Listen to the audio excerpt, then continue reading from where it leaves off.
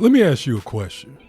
Is there a difference between an artist and a creator? Now, I posed this question because I was on YouTube and I ran across this podcast, and it's called Make Art, Don't Starve podcast. And these two artists were talking about a quote unquote phrase, and they called it meta art creator. They basically explained it as a artist who wants to show off his or her work, and they go on social media and then they get caught up in the content creation life, and they basically stop creating art, and they're talking about art, but they're not actually showing their art. Now, you guys should definitely give this podcast a listen.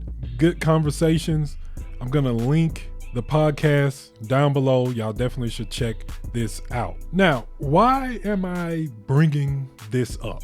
Well, I'm bringing this up because I'm kind of teetering between artists and what they would call a meta art creator. I'm kind of teetering the line, and this is by design. So when I first got on YouTube, of course, I started with a time lapse drawing, just like most artists did at the time. And so the more and more I'm making videos, I'm learning more and more about content creation, learning about giving value to people, teaching people different things and stuff like that. And so my plan was to give people value the best way I possibly can. And that was through giving my experience getting into digital art. And at the time, I just felt like my art skills were not up to par for me to be giving like tutorials on how to draw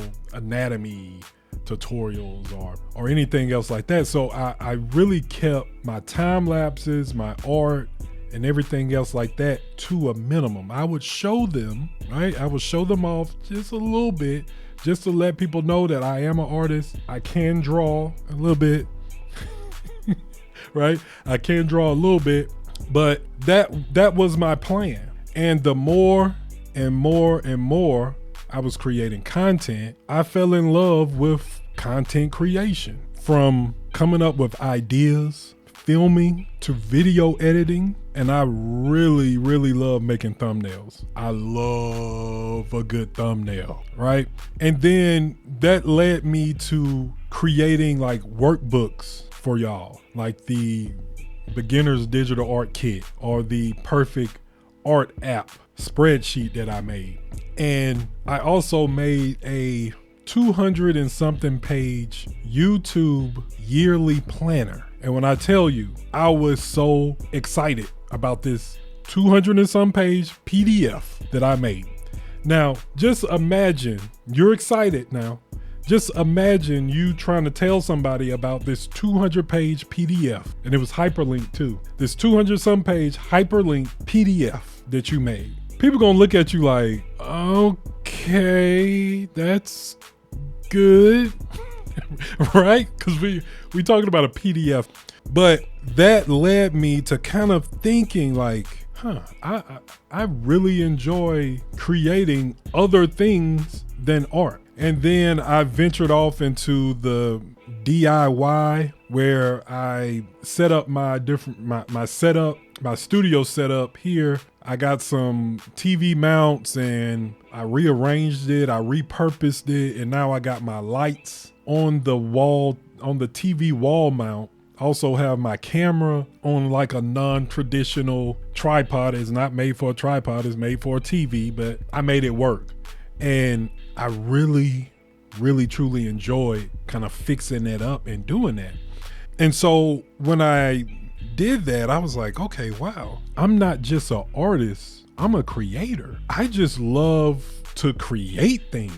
As long as I'm creating something, I'm good. And then I thought about my childhood. As a child, I remember I loved Ninja Turtles. I had all the toys, you know what I'm saying? All the Ninja Turtle toys, Shredder. I had the motorcycle, the turtle machine. I forgot what the truck what the truck is called, but I had all of that stuff. But you know what I played with? I played with some toys that I made. I used to make toys out of a pencil, a rubber band, a straw, a eraser cap, and a piece of paper. That's what I played with. I also can remember making a string puppet. Yeah.